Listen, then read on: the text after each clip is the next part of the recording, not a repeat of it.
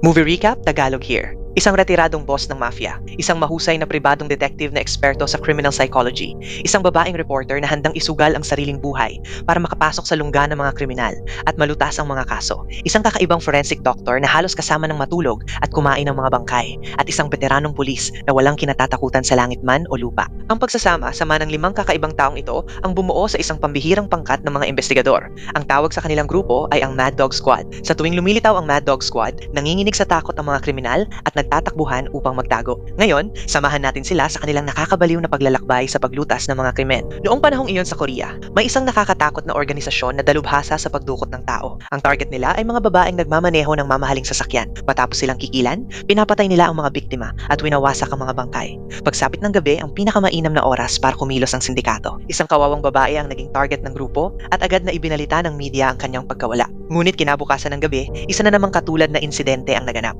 Isang babae ang naglalakad sa underground parking lot. Dahil sa sunod-sunod na pagpatay kamakailan, labis siyang kinakabahan. Nang maramdaman niyang may sumusunod sa kanya, binilisan niya ang kanyang paglalakad. Ngunit gaano man siya kabilis, hindi pa rin niya natakasan ng mga dumukot sa kanya. Hindi nagtagal, dinala siya sa isang lihim na lugar. Paulit-ulit siyang nagmakaawa na huwag siyang patayin. Ipinaliwanag niyang nirentahan lamang niya ang mamahaling sasakyan at baon pa siya sa utang. Maging ang mga damit na suot niya ay pawang murang nabili sa sale. Matapos siyasatin ang kanyang impormasyon, nalaman ng mga kidnapper na Muyang ang pangalan ng babae. At totoo ang lahat ng sinabi nito. Talagang malas ang araw na iyon para sa mga kidnapper dahil maling tao ang kanilang nadukot. Ang plano sana nila ay ibenta si Muyang sa mayayaman. Ngunit dahil hindi maganda ang reputasyon nito, naghukay sila ng hukay upang ilibing siya at tuluyang itago ang ebidensya.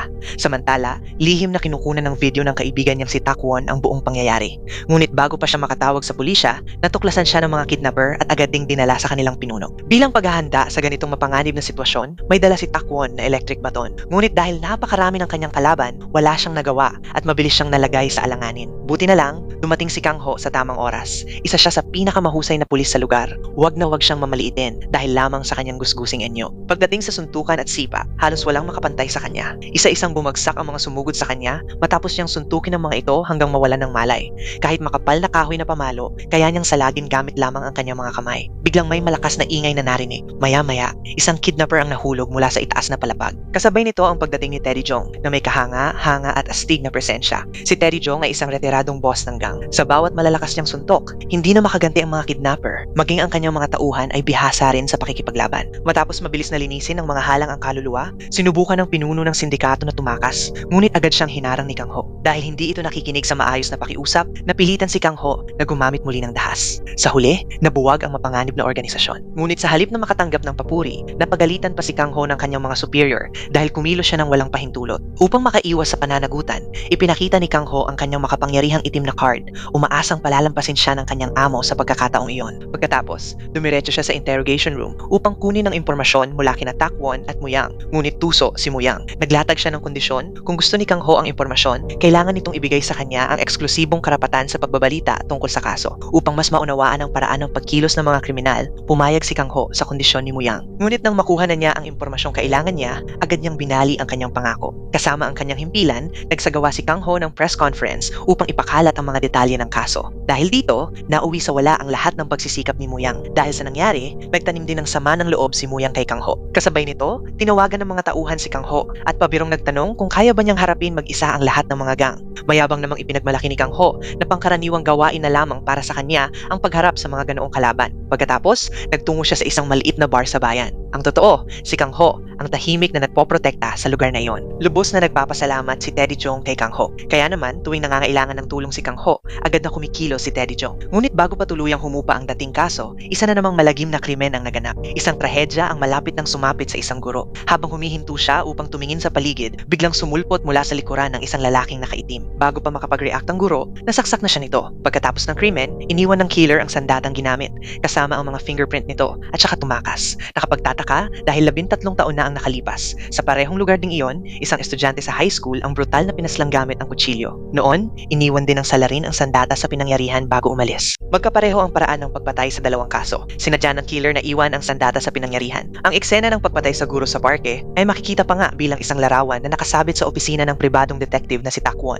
Ngunit malayong magmukhang killer si Takwon. Sa katunayan, mas abala pa siyang makipagbiruan kay Muyang araw-araw. Dahil pinagbantaan ng kanilang boss na sisibakin si Muyang kapag hindi tumaas ang ratings, wala siyang ibang magawa kundi makipagtulungan kay Takwon para sa trabaho. Si Takwon ang namamahala sa pagsusuri ng kilos at pag-uugali ng mga kriminal. Dahil isa siyang dating psychologist, napakadetalyado at makatotohanan ng bawat eksenang kanyang binubuo. Batay sa kanyang pagsusuri, malupit ang killer at hirap itong kontrolin ng galit. Mahigit 40 beses nitong pinukpok ng martilyo sa ulo ang estudyante at iniwan pa ang sandatang may fingerprint nito sa lugar ng krimen. Mas nakakapangilabot pa, pinutol nito ang pulso ng biktima at sadyang ipinakita iyon sa mga tao. Pinaniniwalaan ni Takwon na maaaring isang babala ang ginawa ng salarin. Tinanong ni Muyang kung kakilala ba ng biktima ang killer. Sumagot si Takwon na oo at hindi. Lalong nalito si Muyang, ngunit may naisip siya. Agad siyang nagtungo sa ina ng estudyanteng pinatay noong panahong iyon at humingi ng pahintulot na kapanayamin ito upang lihim na matukoy kung sino ang posibleng suspect. Habang sinusuri niya ang computer ng biktima, naalala niya ang nakasaad sa case file ni Takwon. Ayon dito, maaaring isang online friend ang killer, isang taong kilalang kilala ng biktima, ngunit hindi pa nito nakakaharap ng personal. Kaya binuksan ni Muyang ang social media account ng estudyante at nagsimulang mag-imbestiga. Hindi nagtagal, may natuklasan siyang kahina-hinalang account. Samantala, nalaman naman ni Kang Ho na bago mapatay ang guro, mahigit 100 beses itong tumawag sa isang numero ngunit walang sumasagot. Kaya agad niyang sinimulan ang pag-imbestiga sa may-ari ng numerong iyon. Di naglaon, kapwa natukoy ni Muyang at Kang Ho ang kanilang target. Isa itong lalaking nagngangalang Sangbake na may sariling klinika. Ngunit pagdating ni Kang Ho sa klinika ni Sangbake, biglang nagsilabasan ang mga lalaking nakasuot ng suits at may mga dalang armas. Hindi man lang natinag si Kang Ho. Hinamon pa niya ang mga ito na lumapit at sabay-sabay siyang harapin. Sa pagkakataong iyon, dumating din ang grupo ni Teddy Jong. Sa maayos na pagtutulungan ni Teddy Jong at Kang Ho, isa-isang nalugmok ang mga armadong kalaban at halos hindi na makatayo. Nang mapansing alanganin na ang sitwasyon, mabilis na tumakas si Sangbake. Ngunit habang tumatakas, hindi niya inaasahang mababangga niya si Muyang. Dahil sa kagustuhang makuha ang malaking balita, isinugal ni Muyang ang kanyang buhay at ipinangsagasa ang bisikleta kay Sangbake. Dahil dito, naantala ang pagtakas nito at sapat ang oras para dumating si Kang Ho at bigyan ito ng isang napakalakas na suntok na tuluyang nagpahina rito. Pagkatapos, dinala ni Kang Ho at Muyang si Sangbake sa rooftop ng gusali upang tanungin. Doon nila nalaman na hindi pala siya ang killer. 13 taon na ang nakalipas, nasaksihan ni Sangbake ang buong pangyayari ng pagpatay sa estudyante sa parke. Ngunit dahil mahina ang kanyang paningin sa gabi, hindi niya nakita ng malinaw ang mukha ng salarin.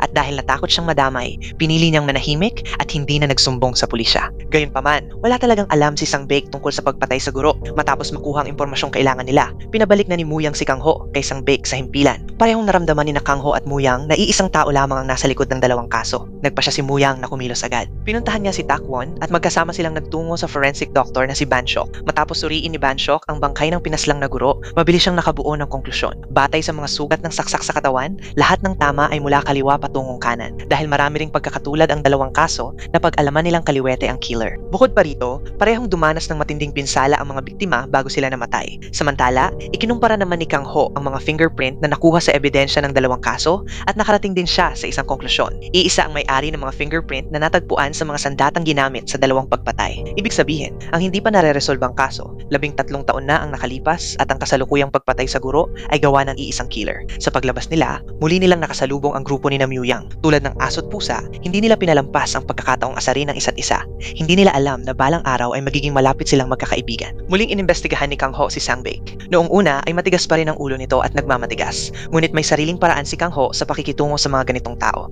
Sinabi niya na 5 taon nang iligal na nagpapraktis ng medisina si Sangbake nang walang lisensya. Dagdag pa rito ang kasong paghikayat sa isang menor de edad na gumamit ng droga na maaaring magresulta sa hindi bababa sa 15 taong pagkakakulong, bukod pa sa iba pang mga kaso. Nagbanta pa si Kang Ho na baka sa loob na ng kulungan ipagdiwang ni Sangbake ang kanyang ika-70 kaarawan. Dinagdagan pa ito ng pulis na nakaupo sa tabi nila na nagsabing sangkot din si Sangbake sa pagnanakaw at human trafficking. Dahil dito, tuluyan nang natakot si Sangbake at nagpa siya na ring magsabi ng totoo. Inamin niyang bago mapatay ang guro, nagpunta ito sa isang nightclub upang hanapin ang kanyang estudyante. Ngunit doon ay nakipagtalo ito sa isang VIP customer ng club. Sinundan ni Kang Ho ang impormasyong ito at nakipagkita sa may-ari ng nightclub upang hilinging makita ang CCTV footage noong gabing iyon. Ngunit matigas din ang ulo ng may-ari ng nightclub. Kaya naman, ginamit ni Kang Ho ang kanyang malawak na karanasan sa pag-iimbestiga. Pumasok siya sa kusina, sinipa ang basurahan, kinuhanan ito ng litrato, at saka inakusahan ang nightclub ng paglabag sa mga regulasyon sa kaligtasan ng pagkain, dahilan upang pagmultahin ito ng 110,000 won. Pagkatapos ay kumuha siya ng isang pakete ng expired na sausage mula sa kanyang bulsa. Inilagay ito sa refrigerator refrigerator ng nightclub. Kinuhanan ito ng litrato at saka inakusahan ang may-ari ng pagbebenta ng expired na pagkain na maaaring humantong sa 10 araw na pagkakakulong. Sa huli, hindi na nakatiis ang may-ari at isinalaysay ang lahat ng nangyari noong gabing iyon. Samantala, hindi rin nagpahuli si Muyang. May natuklasan siyang surveillance camera sa parke at dito ay nakuhanan ng imahe ng killer. Nagkataon namang nahanap din ng tauhan ni Kang Ho ang parehong mukha ng suspect. Nang ikumpara ito sa listahan ng mga VIP customer ng nightclub, lumabas na iisang tao nga ito. Kinabukasan, paglabas pa lamang ng suspect, agad na nilapitan siya ni Muyang na kanina pa nakaabang upang kunwaring kapanayamin tungkol sa kamakailang kaso. Ang lalaking iyon ay si Min Shok. Si Min Shok ay anak ng isang makapangyarihang negosyante na nagmamay-ari ng malaking pharmaceutical company sa Korea. Di nagtagal, hinarang ni Kang Ho si Min Shok sa harap ng kumpanya at dinala ito sa presinto para sa investigasyon. Ngunit pagdating doon, naging lubhang mayabang at mapagmataas si Min Shok. Ang hindi inaasahan ni Kang Ho ay ang sobrang paggalang ng kanyang superior kay Min Shok. Paulit-ulit pa itong humingi ng paumanhin sa binata. Dahil dito, agad na ipinatawag si Kang Ho upang mapagsabihan. Hindi pa man siya nakakapagpaliwanag, sinipa na siya sa binti ng kanyang superior. Ngunit bilang isang pulis na labis na namumuhi sa krimen, wala sa isip ni Kang Ho ang pakawalan si Min Shok. Nang ilabas siya ng kanyang superior upang kausapin, palihim niyang kinuha ang basong pinag-inuman ni Min Shok. Pagkatapos, ipinadala niya ito sa forensic department upang suriin ang mga fingerprint. Kung magkatugma ang mga fingerprint sa baso at ang mga fingerprint na nasa sandata ng pagpatay, mapatutunayan nilang si Min Shok ang salarin. Ngunit nang lumabas ang resulta, tuluyang natulala si Kang Ho. Hindi talaga nagtugma ang fingerprint ni Min Shok at ang fingerprint na natagpuan sa sandata ng pagpatay. Hindi lamang sila nabigong mahuli ang killer, kundi nagalit pa si Min Shok kay Kang Ho dahilan upang masuspinde siya sa kanyang posisyon sa loob ng 3 buwan. Ngunit naniniwala si Kang Ho na tama ang direksyon ng kanyang investigasyon. Samantala, habang pinapanood ni Takwon ang video na nakunan ni Muyang, agad niyang napansin na may mali. Batay sa mga sugat ng biktima, malinaw na kaliwete ang killer. Ngunit sa video, kitang-kitang kanang kamay ang ginagamit ni Min Shok. Doon nagsimulang maunawaan ni Takwon ang tunay na problema.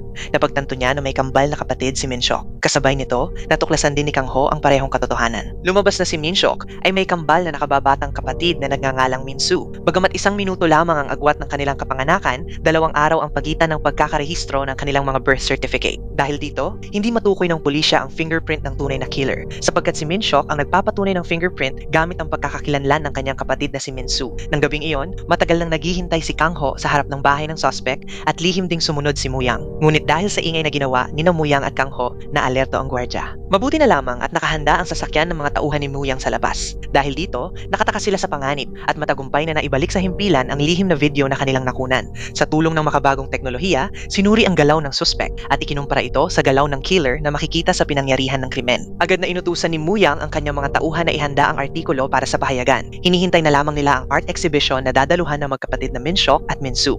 Ang grupo ni Muyang ang magiging unang media outlet na magbabalita tungkol sa kaso. Sa araw ng art exhibition ni Min Soo, marahas na hinarang ng mga gwardya ang kanilang daan, ngunit mabilis silang pinabagsak ni Kang Ho. Sa labas naman, sina Teddy Jong at ang kanyang mga tauhan ang humarap sa mga taong ipinadala bilang backup ni Min Soo. Matagumpay na natapos ng grupo sa labas ang kanilang misyon. Hindi rin nagpahuli ang grupo sa loob. Sinimula ni Takwon ang pagsusuri sa mga krimeng ginawa ng magkapatid na Min Shok at Min Soo. 2 beses na kinumpirma ni Min Shok ang kanyang fingerprint. Ginamit niya ang sarili niyang fingerprint upang patunayan maging ang pagkakakilanlan ng kanyang kapatid na si Min Soo. Dahil dito, hindi matukoy ng pulisya ang fingerprint ng tunay na salarin. At dahil kampante siyang hindi siya makikilala, walang takot niyang iniwan ang sandata na may sariling fingerprint sa pinangyarihan ng krimen. Pagkatapos, inilabas ni Kang Ho ang isa pang mahalagang ebidensya. Lumabas na ang fingerprint ni Min Shok ang ginamit sa mga dokumento ng pagkakakilanlan ng magkapatid. Kaya agad na dinala ni Kang Ho sina Min Shok at Min Soo para sa mas masusing investigasyon. Ngunit tila napaghandaan na ito ni Min Soo. Sinadya niyang gasgasin at sirain ang sarili niyang fingerprint upang walang makuhang malinaw na resulta ang DNA test. Nalaman ng hepe ng pulisya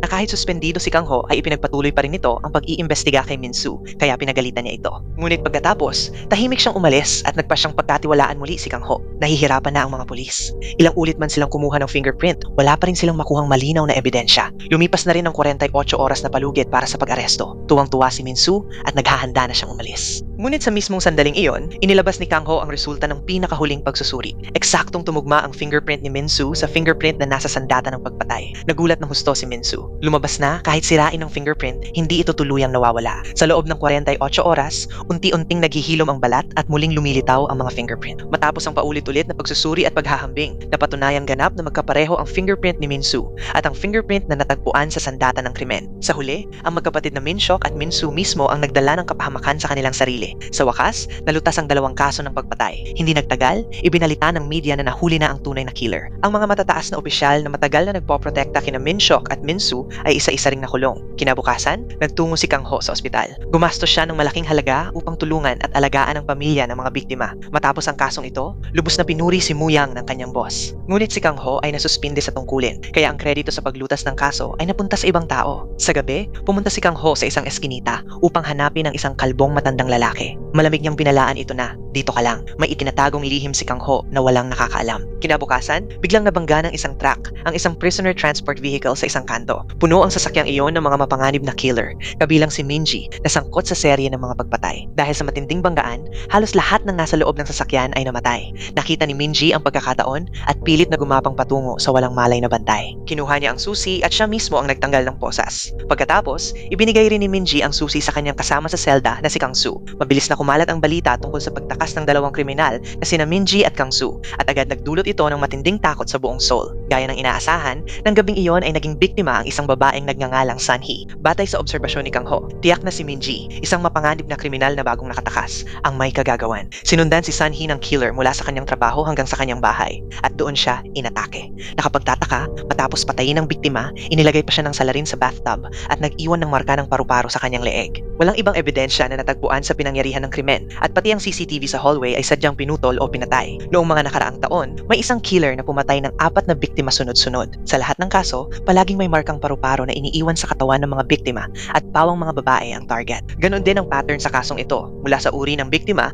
hanggang sa paraan ng pagpatay. Halos kapareho ito ng mga nakaraang krimen. Walang duda para kay Kang Ho na si Minji ang salarin. Nang malaman ito ng mga superior, agad silang nagsagawa ng emergency meeting at pinagalitan ng prisoner escort team dahil sa kanilang kapalpakan. Marami ng krimen ang nagawa ng salarin at lahat ng biktima ay brutal na pinaslang. Lagi ring may markang paru-paro sa kanilang katawan, isang palatandaan na sinadyang iwan ng killer bilang hamon sa pulisya. Dahil dito, galit na galit ang hepe ng pulisya. Iniutos niyang agad mahuli ang walang awang kriminal. Nang marinig ng lahat na may buffet na gantimpala kapag nalutas ang kaso, masigla silang nagpalakpakan at agad kumilos. Sa oras na iyon, napansin ni Daeji ng isang paso o peklat sa kamay ng suspek. Kasabay nito, ini-interview ni Moo Yang ang warden ng kulungan na umamin na si Minji ay isang kakaibang at delikadong tao at nagbabala na mag-ingat sa investigasyon. Sa gabi, dumating si Tae-sung, dating tauhan ni Kang Ho, at tinakot si Teddy Jong. Plano raw nitong gibain ang lugar para gawing housing project. Naalala ni Teddy Jong ang kanilang dating makapangyarihang grupo, isang kilalang sindikato na kayang kontrolin ang buong lugar kahit 3 lamang ang miyembro. Ngunit ngayon, naretirado na siya, hindi na siya iginagalang ni Tae-sung. Si Tae-sung ay sumunod na lamang sa pera at nakalimot sa taong nag-alaga sa kanya noon, si Teddy Jong. Samantala, matapos ihatid ang kanyang ina sa bahay, natuklasan ni Kang Ho na ipinaupa nito ang isang warehouse sa ibang tao at si Moo Yang pa ang umupa nito, ang taong pinakaayaw niya. Ipinaliwanag ng kanyang ina na kulang sila sa gastusin sa pamilya, kaya napilitan siyang paupahan ng lugar para may dagdag kita. Walang magawa si Kang Ho kundi tanggapin ito, kaya napilitan siyang manirahan sa iisang bubong kasama ang taong pinakaayaw niya. Kinabukasan, dinalhan si Moo Yang ng kanyang mga tauhan ng bagong impormasyon tungkol sa pagtakas ng dalawang kriminal. Sa paghahambing nito sa mga dating butterfly cases, natuklasan niyang may magkakatulad na katangian ang lahat ng biktima, kaya agad siyang nagtungo sa presinto upang humiling ng interview. Ngunit napakaraming reporter ang nakapila sa labas, kaya nagkunwari si Moo Yang na delivery man o janitor para makapasok, ngunit hindi rin ito naging epektibo. Nang mapansin ni Kang Ho na naroon siya, agad siyang nagpakita ng iritadong mukha at sarcastic na tinanggihan si Moo Yang na papasukin. Ngunit sa gitna ng kaguluhan, nagawang mailagay ni Moo Yang ang isang wiretap sa bulsa ni Kang Ho. Dahil dito, napapakinggan niya ang lahat ng kumpidensyal na impormasyon. Nang malaman niyang pupunta si Kang Ho sa post office upang i-check ang contact information ng killer, walang hiya siyang sumabay at sumampa sa sasakyan upang sumama. Makalipas ang ilang minuto, sinuri nila ang mga CCTV camera sa buong lungsod. Sa footage, lumitaw ang mukha ni Takwon. Sa una, inakala ni Kang Ho na si Takwon ang suspect. Ngunit nang tingnan niya ang kamay nito, wala namang marka ng paso. Sa pagkakataong iyon, naglatag si Takwon ng isang hypothesis batay sa mga crime scene. Napakadetalyado ng kanyang paliwanag kaya bahagyang nagulat si Kang Ho. Gayunpaman, tila mayabang ang ekspresyon ni Takwon kaya hindi pa rin siya lubos na naniwala si Kang Ho. Naniniwala si Takwon na maling direksyon ang tinatahak ng investigasyon. Hindi iisang tao ang nasa likod ng butterfly case at ng kaso ni Sunhee. Dagdag pa niya, hindi si Minji ang tunay na killer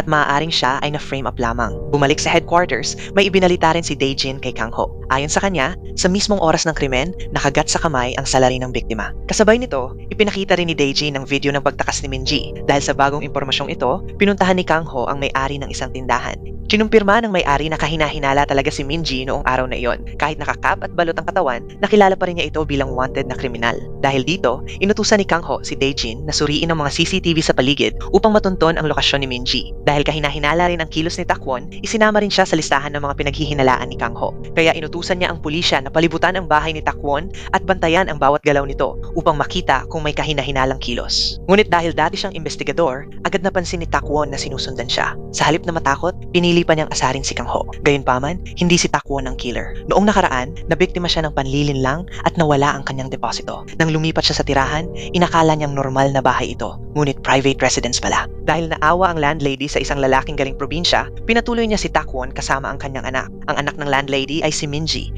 Ang parehong taong kalaunan ay itinurong serial killer. Sa kaarawan ng landlady, habang masaya ang lahat, biglang sumugod ang pulis at inaresto si Minji. Dahil hindi napatunayan ni Takwon ang kanyang inosente, sinisi niya ang sarili at nagbitiw bilang investigador. Samantala, umaasa si Kang Ho sa makabagong teknolohiya, habang si Muyang naman ay sa tulong ni forensic Dr. Banshok. Pareho nilang natuklasan na ang markang iniwan ng salarin ay eksaktong tumutugma sa butterfly pattern mula sa mga naunang kaso. Agad nilang dinala ang impormasyon sa kanilang mga kasamahan. Sa sandaling iyon, dumating si Daejin na humihingal at nag-ulat na may bagong biktima sa butterfly case. Lumalabas na kagabi, inatake si Kang Soo, isa sa mga nakatakas kasama ni Minji. Siya rin pala ang tunay na pumatay kay Sun Hee at naglagay sa kanya sa bathtub. Habang ginagamot ang sugat na kagat sa kamay ng biktima, bigla siyang pinatay ng isang hindi kilalang salarin. Pagkatapos, iniwan sa leeg ni Kang Soo ang markang butterfly at saka itinapon ang bangkay sa basurahan. Agad nagtungo si Kang Ho sa pinangyarihan ng krimen, ngunit hindi siya pinapasok ng pulisya dahil suspendido siya sa tungkulin matapos kumilos ng mag-isa. Wala siyang nagawa kundi makipagtulungan na lamang sa grupo ni Muyang. Makalipas ang ilang minuto, dinala ni Kang Ho ang mga dokumento ng dating butterfly cases sa opisina ni Dr. Banshok. Ngunit nakapagtataka dahil napakadilim ng lugar at nakakatakot. Kahit ang kompartimento kung saan inilalagay ang bangkay ay biglang tumunog. Nang makita ito, dahan-dahang lumapit si Kang Ho upang tingnan kung ano iyon. Bigla na lamang sumulpot si Takwon mula sa kung saan na halos ikinagulat at ikinatakot ni Muyang at Kang Ho. Pagkatapos, kalmadong binuksan ni Takwon ang pinto ng kompartimento ng bangkay at biglang gumapang palabas si Dr. Banshok. Lumalabas na dahil sa matagal na pakikisalamuha sa mga bangkay, nakasanayan na ni Banshok na minsan ay doon na rin siya nagpapahinga o natutulog. Nang kumalma na si Takwon, maingat niyang sinuri ang mga nakaraang kaso at napansin niyang may magkakaparehong pattern ang lahat. Kasabay nito, ipinakita rin ni Banshok ang mga brain scan ng mga biktima. Kinumpirma niya na iisang uri ng sandata ng pagpatay ang ginamit sa lahat ng kaso. Dahil dito, pare-pareho rin ang pinsalang iniwan sa loob ng bungo ng mga biktima. Bukod pa rito, ang mga marka ng kamay sa leeg ng mga biktima ay may kakaibang hugis. Palatandaan ito ng isang taong may maiikling hinlalaki. Ngunit sa pinakahuling kaso, ibang-iba ang marka ng kamay na natagpuan. Ipinapakita nito na ang pumatay kay Kang Soo ay hindi ang tunay na butterfly killer, kundi isang taong gumagaya lamang dito. Nang marinig ito, agad na ibinaling ni Kang Ho ang kanyang hinala kay Minji. Ngunit agad itong ipinagtanggol ni Takwon dahil kasama niya si Minji noong nakaraang gabi. Ito ang pinakamatibay na alibay. Matapos makalaya sa kulungan, nalaman ni Minji na pumanaw na ang kanyang ina, kaya agad niyang hinanap si Takwon at pinagsabihan ito. Tinanong ni Minji kung bakit hindi niya sinabi ang tungkol sa pagkamatay ng kanyang ina. Sumagot si Takwon na ito ang huling kahilingan ng kanyang ina, ayaw nitong magdusa si Minji habang nasa kulungan pa siya. Dagdag pa rito, lihim pang binantayan ni Takwon ang galaw ng pulisya upang matulungan si Minji na makatakas. Matapos makalap ang sapat na impormasyon, bumuo ang apat ng isang underground investigation team at si Kang Ho ang sasagot sa lahat ng gastusin. Nang marinig ito, masiglang pumalakpak ang lahat at umalis. Si Muyang at Takwon pa nga ay tinuring si Kang Ho na parang personal na driver at pinapasundo siya upang makatipid sa pamasahe. Kinabukasan, dinala ni Muyang sa kanyang mga tauhan ang mga nakalap na impormasyon mula sa nakaraang araw. Ipinahayag niya na hindi si Minji ang pumatay kay Kang Soo, kaya kailangan nilang magsimula muli sa paghahanap ng mga bagong bakas. Sa sandaling iyon, biglang dumating ang walang silbing nakababatang kapatid ni Muyang. Bawat buwan ay humihingi ito ng pera at kahit ilang ulit siyang tumanggi, palaging nakakahanap ito ng paraan para makalusot. Sa huli, napilitan na lamang si Muyang na ibigay ang gusto nito. Samantala, batay sa impormasyon ni Daejin at sa pagsusuri ng trace evidence, sigurado si Kang Ho na lalaki ang salarin. Pagkaraan, nagtungo sina Kang Ho at Takwon sa ospital upang tanungin ang doktor ng biktima kung may kahina-hinalang taong sumusunod sa mga pasyente habang ginagamot sila. Hiningi rin nila ang access sa medical records. Doon, laking gulat nila nang matuklasan na lahat ng biktima ng butterfly case ay dati nang naging pasyente sa parehong ospital. Ang unang biktima ay isang empleyado ng bangko. Ang pangalawa ay isang nurse sa ospital. Ang pangatlo ay isang civil servant. Ang ikaapat ay isang abogado. Mula sa mga taong tila walang koneksyon, natuklasan ni Kang Ho ang isang mahalagang ugnayan. Lahat sila ay naging pasyente sa iisang ospital. Ang doktor na gumamot sa kanila ay si Jang Dong-gun. Ngunit nang tanungin nila ang tungkol sa kinaroroonan nito, sinabi ni Dr. Mina, isang kasamahan ni Jang Dong-gun, na pumanaw na ito dahil sa sakit. Sa kabilang banda, dumalo si Teddy Jong sa libing ni Kang Soo. Lumalabas na si Kang Soo ay dating junior niya. Nakapagtataka, naroon din si Muyang sa libing upang mag-interview kay Teddy Jong at makakuha ng karagdagang impormasyon tungkol sa kaso. Kasabay nito, ipinahayag ni Muyang na ang pumatay kay Kang Soo ay hindi ang butterfly killer kundi ibang tao. Tinanong niya si Teddy Jong kung may kaaway ba si Kang Soo. Sumagot si Teddy Jong na marami itong kinagalitan. Noong nagkawatak-watak ang gang ni Teddy Jong, lumapit si Kang Soo kay Prosecutor Kim at naging tauhan nito. Gumawa si Kang Soo ng mga ilegal na gawain para kumita ng pera para sa prosecutor. Matapos marinig ito, matapang na nagtungo si Muyang upang kausapin si Prosecutor Kim. Ngunit nang marinig ni Prosecutor Kim ang pangalan ni Kang Soo, agad na nagbago ang kanyang ekspresyon. Pagkatapos, tahimik siyang umalis ng walang kahit anong paliwanag. Kinabukasan, isang testigo ang pumunta kay Muyang. Dala niya ang isang video na aksidenteng nakunan kaugnay ng kaso ng pagkamatay ng isang manggagawa sa pabrika. Ayon sa testigo, hindi aksidente sa trabaho ang nangyari, isa itong pagpatay. Ayon sa ulat na hawak ni Prosecutor Kim, sa parehong panahon, si Banshok ay gumagamit ng iba't ibang bagay upang hampasin ang isang artificial skull. Layunin niyang matukoy kung anong uri ng sandata ang ginamit ng butterfly killer. Samantala, ipinakita ni Takwon ang isang dokumento na nagpapatunay na patay na si Jang Dong-gun. Dahil dito, agad na nagtungo sina Kang Ho at Takwon sa bahay ni Jang Dong-gun upang magsagawa ng investigasyon. Pagdating nila, agad na nataranta ang nakababatang kapatid ni Jang Dong-gun na si Song Soo nang makita ang mga pulis. Hinabol siya ni Kang Ho, ngunit naambush siya at napuwersang sumuko dahil sa sakit ng tama. Sa huli, nakataka si Song Soo bago pa siya makausisa. Gayunpaman, may mahalagang natuklasan si Takwon. Ang silid ni Jang Dong-gun ay puno ng dekorasyong paru-paro. Bukod pa rito, may litrato sa isang frame sa cabinet na nagpapakita ng doktor na nakilala nila noong nakaraang araw. Dahil dito, inakala ni Kang Ho at Takwon na ang doktor ay asawa ni Jang Dong-gun at nagsinungaling lamang ito upang protektahan siya. Samantala, si Muyang naman ay nakahanap ng alibay para kay Kang Soo. Natuklasan niya na noong araw na pinatay ang manggagawa, nasa Hawaii si Kang Soo at kasalukuyang nagdiriwang ng isang festival. Ibig sabihin, ginamit lamang siya bilang payo ni Prosecutor Kim. Sa katunayan, si Kang Soo ay nakulong ng 15 taon kapalit ni Prosecutor Kim. Dahil natatakot si Prosecutor Kim na makatakas si Kang Soo at ibunyag ang lahat, inutusan niya si Tae Sung na patahimikin ito ng tuluyan. Nang malaman ito ni Teddy Jong, labis siyang nagalit. Kasabay nito, natuklasan din ng grupo ni Kang Ho na plano ni Minji na maghigante sa mga taong nagdulot ng paghihirap at pagkamatay ng kanyang ina. Ang pulis na umaresto kay Minji noon ay si Police Officer Park. Sa oras na iyon, nasa ospital si Officer Park at inaalagaan ang kanyang anak na katatapos lamang maoperahan. Agad nagtungo sina Kang Ho at Takwon upang pigilan si Minji. Ngunit tila nauna na siya. Habang palabas si Officer Park upang sumagot ng tawag, bigla siyang inatake ni Minji gamit ang patalim. Napilitang tumakas si Officer Park upang iligtas ang sarili. Buti na lang, agad ding nakita ng grupo ni Kang Ho ang nangyayari. Kasabay nito, papunta na rin ang grupo ni Teddy Jong sa construction site upang maghiganti kay Tae Sung sa pagkamatay ni Kang Soo, habang si Muyang ay sumama upang kunan ito ng video para sa pahayagan. Ngunit sa pagmamadali, nakalimutan ni Teddy Jong ang kanyang asthma inhaler. Dahil sa malubhang hika, hirap siyang lumaban ng buo ang lakas. Sa panig ni Kang Ho at Takwon, tumakbo sila upang pigilan si Minji at maiwasan ang mas malaking pagkakamali. Ngunit dumating din ang mga pulis. Habang sinusubukan ni Takwon na kausapin si Minji, bigla itong nagalit at sumugod sa kanya. Dahil hindi alam ng mga pulis ang buong sitwasyon, agad silang nagpaputok ng walang pag-aalinlangan. Ang bala na para sana kay Minji ay tumama kay Takwon. Nang makita siyang bumagsak, hindi na napigilan ni Minji ang sarili at sumugod muli. At maging si Kang Ho ay hindi na siya napigilan. Sa huli, binaril si Minji sa tiyan ng mga pulis. Ilang minuto ang lumipas, mabilis silang dinala sa ospital sina Minji at Takwon. Gayunpaman, natuwa ang police chief nang mabalitaan niyang nahuli na ni Kang Ho si Minji.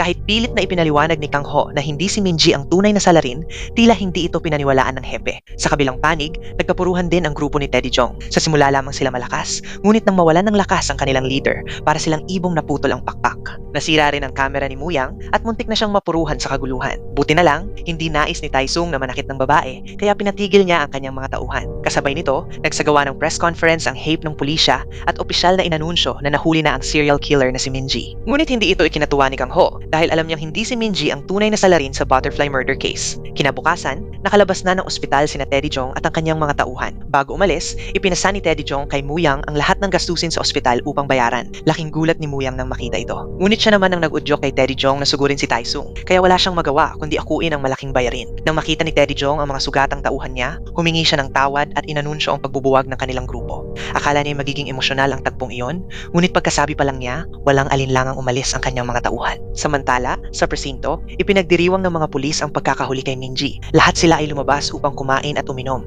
at walang nakapansin kay Kang Ho na mag-isang nakaupo. Dahil kulang pa rin siya sa matibay na ebidensya, hindi pa niya matukoy ang tunay na salarin, ngunit alam niyang nauubos na ang kanyang oras. Pagkatapos, nagtungo si Kang Ho sa bahay ni Jang Donggan upang magsagawa ng paghahanap. Doon, natuklasan niya ang mga hormone pills para sa kababaihan sa mesa, pati na rin ang iba't ibang brand ng sigarilyo sa ashtray. Maingat niyang kinolekta ang mga ito at ipinasa sa kanyang mga kasamahan para sa pagsusuri. Batay sa kanyang mahabang karanasan, naramdaman ni Kang Ho na ang katotohanan sa butterfly murder case ay konektado kina Mina at Jang Donggan.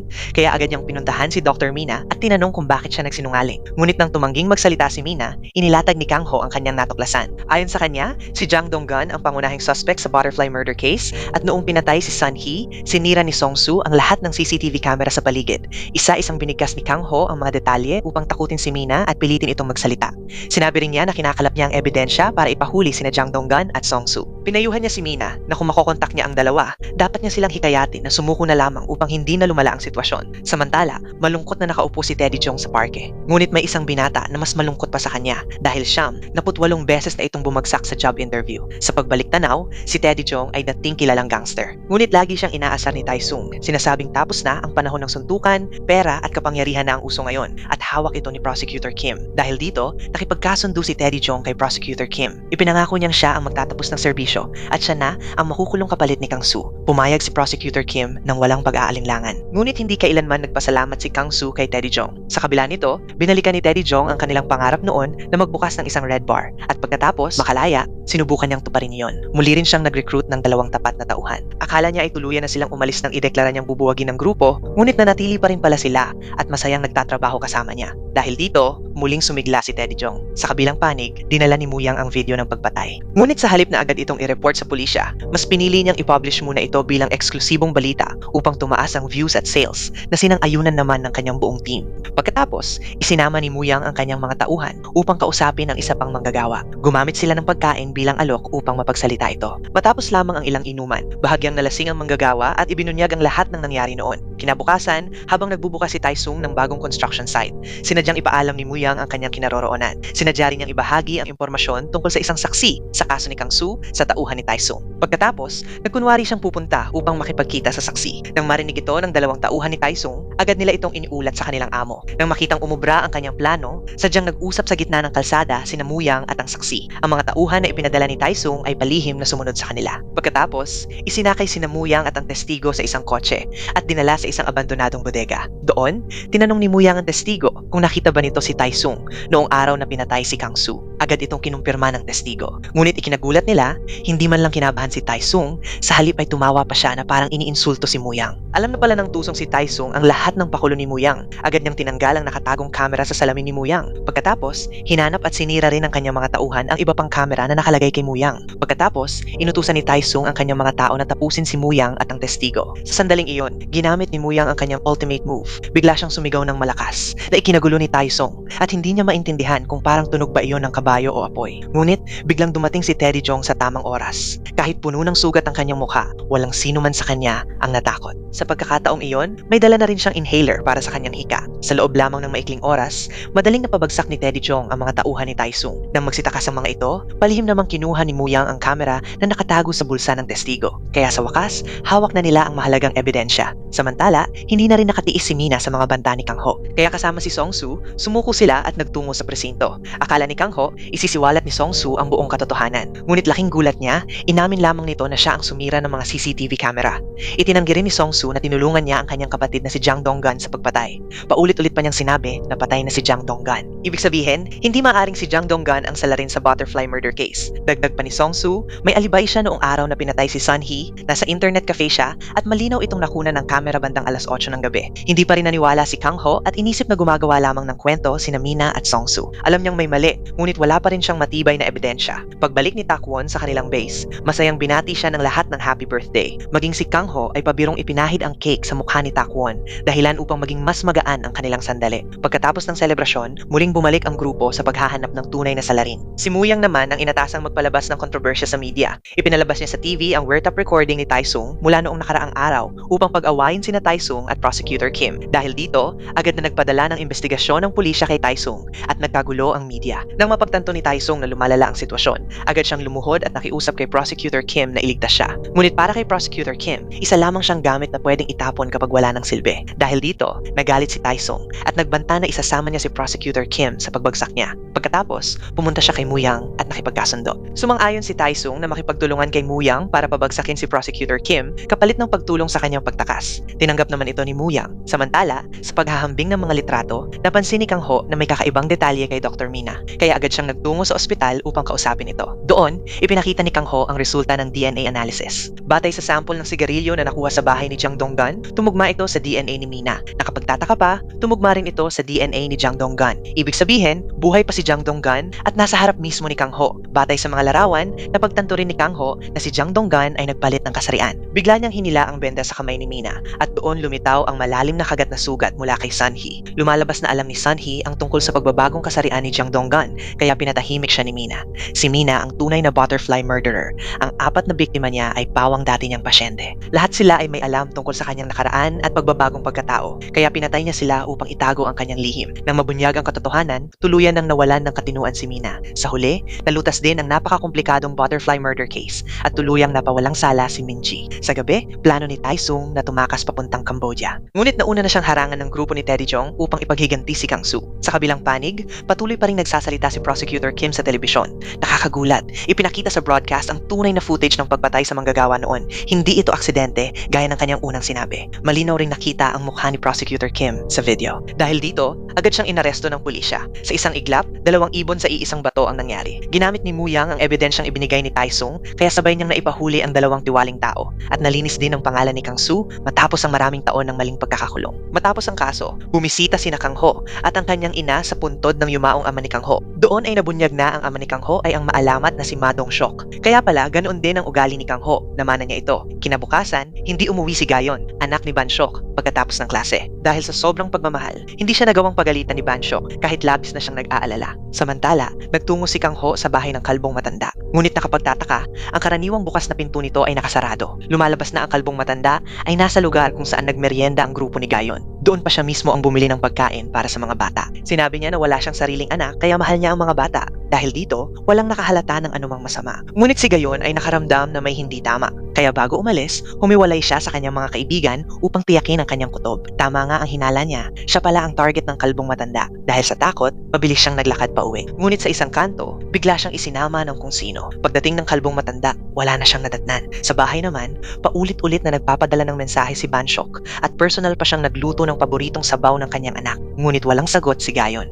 Lumipas ang gabi at isang itim na bag ang palihim na itinapon sa kanal. Sa presinto, ginantimpalaan at na-promote ang mga pulis na sangkot sa paglutas ng kaso. Si Kang Ho ay na-promote bilang lieutenant. Upang pasayahin ang mabigat na atmosfera, agad niya silang inimbita kumain. Sa kabilang banda, sa TV station, patuloy ang pagtatalo ni Muyang at ng kanyang karibal tungkol sa kung aling dyaryo ang magkakaroon ng mas mataas na views. Habang umiinit ang sitwasyon, biglang tinawag ni Teddy Jong ang lahat para sa isang salo-salo bilang pahinga matapos ang mahabang laban. Doon, ipinakita rin ni Takwon ang skin cream na siya mismo ang nakaisip. Kasabay nito, nagbigay si Kang Ho ng bonus sa lahat para sa kanilang pagsisikap. Ang dami ng pera ay nagpagulat at nagpasaya sa lahat. Ngunit bago patuluyang makapagdiwang si Kang Ho, nakatanggap siya ng ulat, may natagpo ang bangkay sa itim na bag sa imbernal. Pagdating nila sa lugar, nahirapan silang suriin ang krimen dahil napakabigat ng takip ng manhole. Maging ang mga tauhan ay hirap na hirap sa pagbubukas nito. Walang nagawa si Kang Ho kundi tawagan si Ban-seok upang suriin ang bangkay. Sa unang tingin, napansin ni Ban-seok na hindi binugbog ang biktima, ngunit may dugo sa ilalim ng mga kuko nito. Kaya nagpasya siyang magsagawa ng autopsy para sa mas malalim na pagsusuri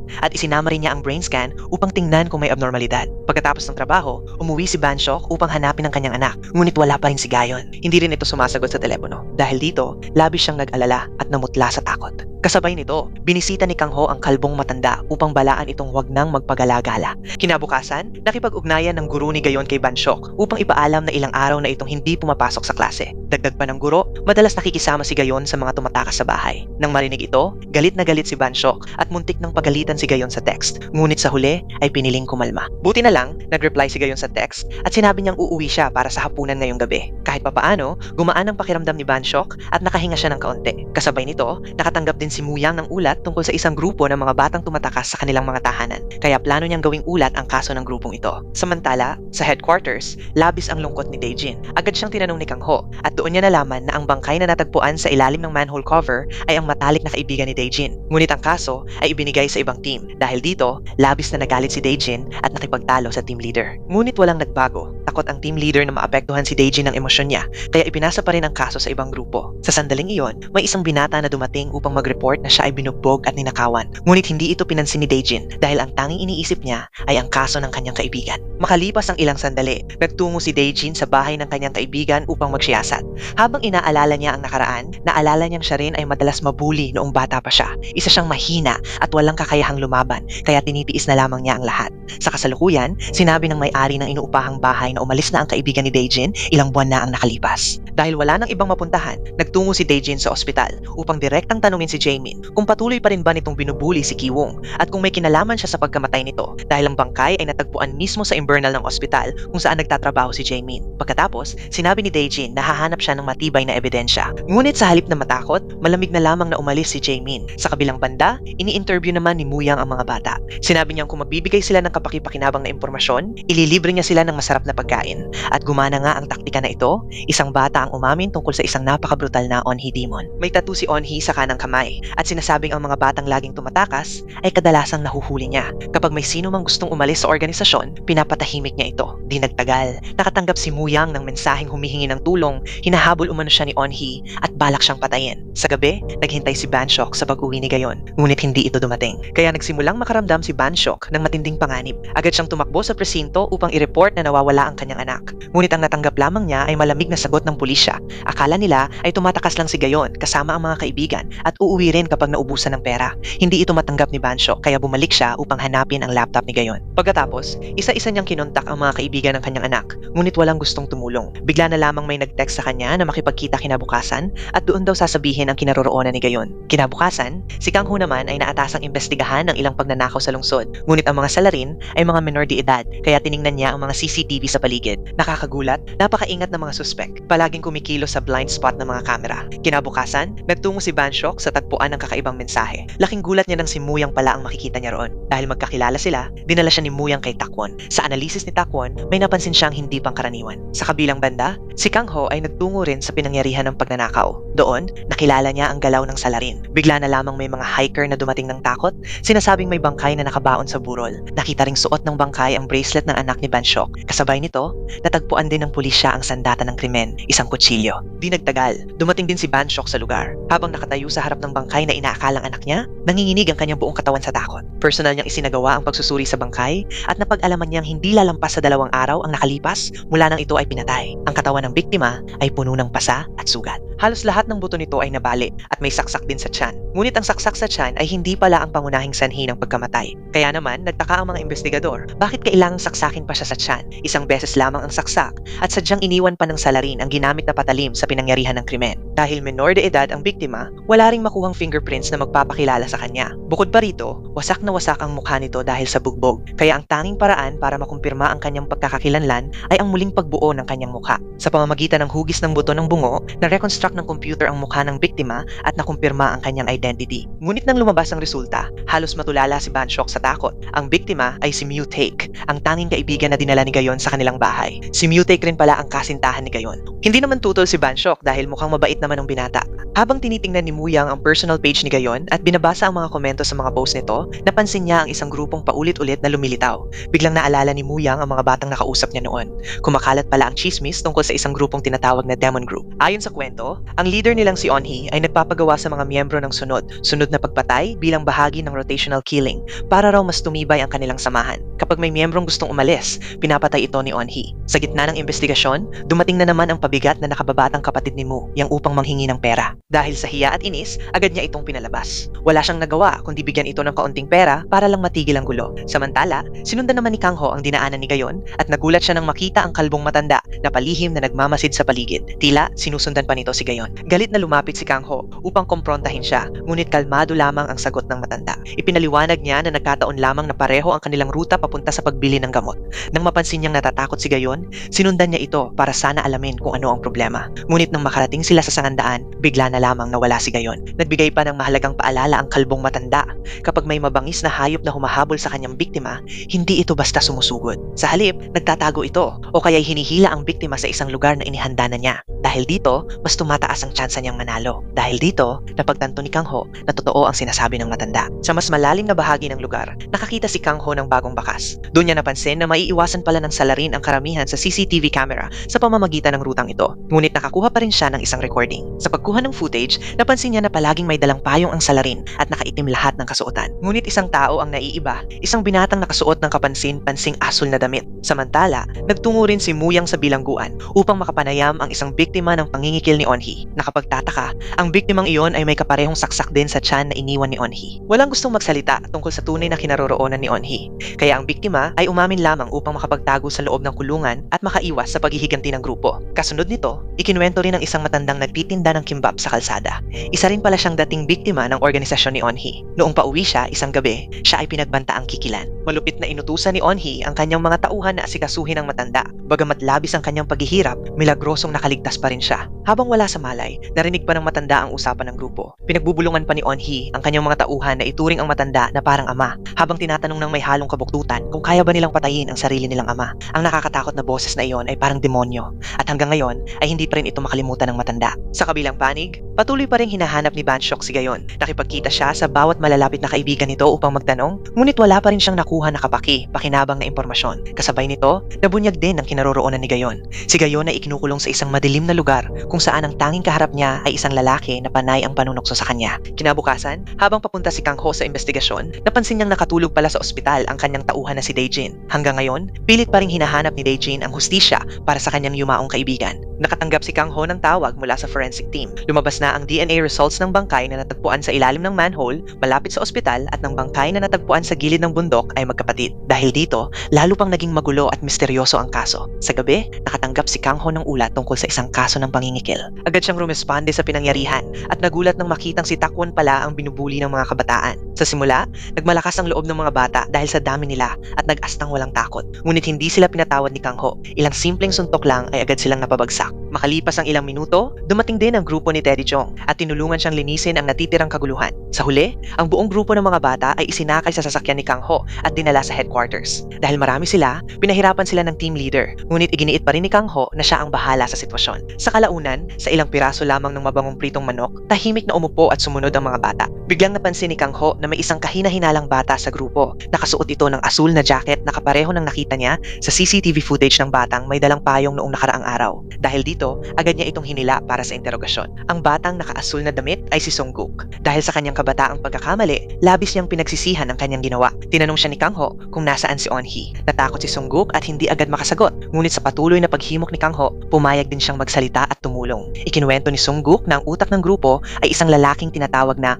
Onhee. Walang direktang paraan para makipag-ugnayan sa kanya. Siya mismo ang kusang lumalapit. Ang paraan ng komunikasyon ni Onhee ay kakaiba. Nagpo-post siya ng mga imahe ng demonyo sa mga piling website. Lahat ng ibinebenta niya ay galing din sa Nakaw. Isa lang ang paraan para makausap siya, ang bumili ng kanyang mga produkto. Pagkatapos, magbibigay siya ng lokasyon kung saan dapat kunin ang item. Sa oras na iyon, nag-post muli si Onhee ng bagong mensahe online. Dahil dito, nagplano si Kang Ho na gamitin si Sungguk bilang pain upang mailabas si Onhee. Sa gitna ng gabi, tumayo si Sungguk sa plaza bilang pain. Ngunit matagal nang alam ni Onhee ang plano. Di nagtagal, nakatanggap si Sungguk ng mensahe, alam na ni Onhee na nakikipagtulungan siya sa pulisya. Kalmado pero mabilis ang kilos ng salarin. Bigla na lamang may motorsiklong humarurot papunta kay Sungguk. Nang mapansing delikado ang sitwasyon, agad siyang sinagip ni Kang Ho. Habang papatakas si Onhee, tumakbo si Daejin upang harangan ang sasakyan nito. Ngunit hindi inaasahan, nakatitig siya sa pamilyar na mukha ng salarin. Bago pa siya makakilos, bigla siyang sinaksak ni Onhee ng patalim. Agad siyang isinugod sa emergency room. Pagkatapos, dinala ni Kang Ho ang video footage ni Onhee, pabalik sa base at muling nakipagtulungan sa lahat upang tugisin siya. Sa kabilang banda,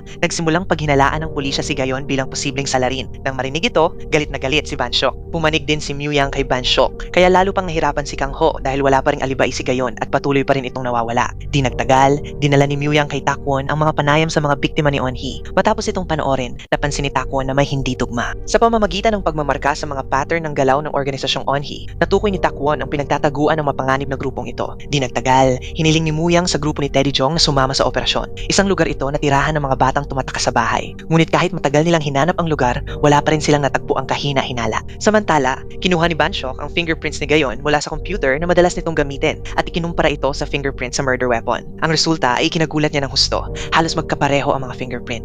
Hindi makapaniwala si Banshok. Posible bang ang sarili niyang anak ang salarin? Sa panahong iyon, may natuklasan ding kahina-hinalang lugar si Muyang. Pagpasok niya, nakita niyang nakakulong si Gayon. Ngunit bakas sa mukha nito ang matinding takot na parang may kinatatakutan siyang hindi nakikita. Kasabay nito, nang magising si Daejin, kinumpirma niya kay Kang Ho na si Onhi ay si Jaemin, ang taong nambubuli sa kanyang mga kaklase noong high school. At tama nga, biglang lumitaw si Jaemin sa harap ni Muyang at Gayon. Galit na sumugod si Gayon para saksakin si Jaemin, ngunit sa kabila ng kanyang galit, madaling napigilan at nakontrol silang dalawa ni Jaemin. Buti na lang at mabilis kumilos si Muyang at nakatakas. Ngunit agad siyang hinarang ng mga tauhan ni Jaemin. Sa tamang oras, biglang bumagsak ang pinto at pumasok ng cool ang grupo ni Teddy Jong. Para sa kanila, ang mga batang ito ay parang langgam lamang. Isa silang madaling napabagsak. Maging si Jaemin ay hindi rin nakalaban ng maayos kay Teddy Jong. Ngunit mabilis at tuso si Jaemin. Ginamit niya ang pagkakataon para makalusot, sumakay sa sasakyan at tumakas. Ang mga tauhan ni Jaemin ay agad namang inaresto ni Kang Ho at dinala sa kulungan. Galit na galit ang team leader at sinimulan silang sermunan. Mga bata pa lang ay gumagawa na ng krimen. Ngunit dahil hindi pa rin nahuhuli ang leader na si Jaemin, halatang hindi siya kontento. Gayunman, pinayagan pa rin niya si Kang Ho na ipagpatuloy ang investigasyon. Isa-isang ininteroga ni Kang Ho ang mga bata, ngunit wala ni isa ang umamin. Lahat ay naninindigan para sa kanilang boss. Lalo na nang ipakita sa kanila ang larawan ng biktimang pinatay sa bundok, matapang pa nilang sinabi na hindi si Onhi ang salarin, kundi si Gayon ang may gawa. Pagkarinig nito, nanlaki ang mga mata ni Kang Ho sa gulat. Sa kabilang banda, nang malaman ni Banshok na natagpuan ang kanyang anak, agad siyang tumakbo sa ospital. Ngunit kahit nakahiga si Gayon na walang malay, hindi pa rin matahimik si Banshok dahil sa resulta ng investigasyon. Hindi siya makapaniwalang ang anak niya ay posibleng pumatay. Dito, bumalik sa alaala ni Banshok ang kanyang asawa. Noon, malubha ang sakit ng kanyang asawa at malapit nang mamatay. Ngunit dahil sa trabaho, hindi niya ito naalagaan. Hanggang sa huling sandali, wala siya sa tabi nito. Ang sakit at pagsisisi na iyon ay bumabalik sa kanya ngayon. Habang tinitingnan niya ang alaala ng kanyang asawa, napaluha na lamang si Banshok sa matinding konsensya.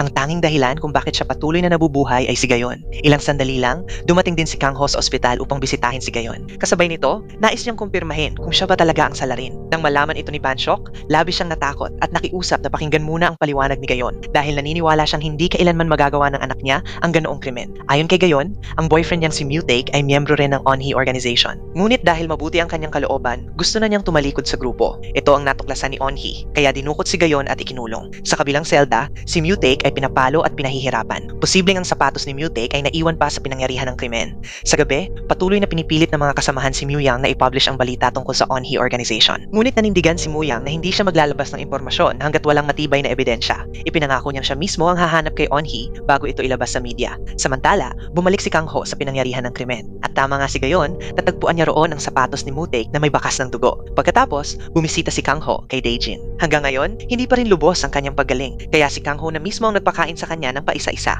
Sa headquarters, patuloy na nagkakagulo ang mga bata sa loob ng selda. Dahil dito, labis na nagalit ang team leader. Nang makabalik si Kang Ho at makita ang sitwasyon, gumamit siya ng taktika, pinili niyang kausapin at pasunurin muna ang ilang bata para mainggit ang iba at mapilitang magsalita. Pagkatapos, dinala ni Kang Ho ang makapal na mga dokumento kay Takwon para sa pagsusuri. Tulad ng inaasahan, tama ang desisyon niyang humingi ng tulong dito. Batay sa detalyadong analisis ni Takwon, mas lalo pang lumiit ang lokasyon kung saan nagtatago si Jaemin. Sa gabi, si Jaemin naman ay naglibot at kinukumbinsi ang mga batang lansangan na sumama sa kanya.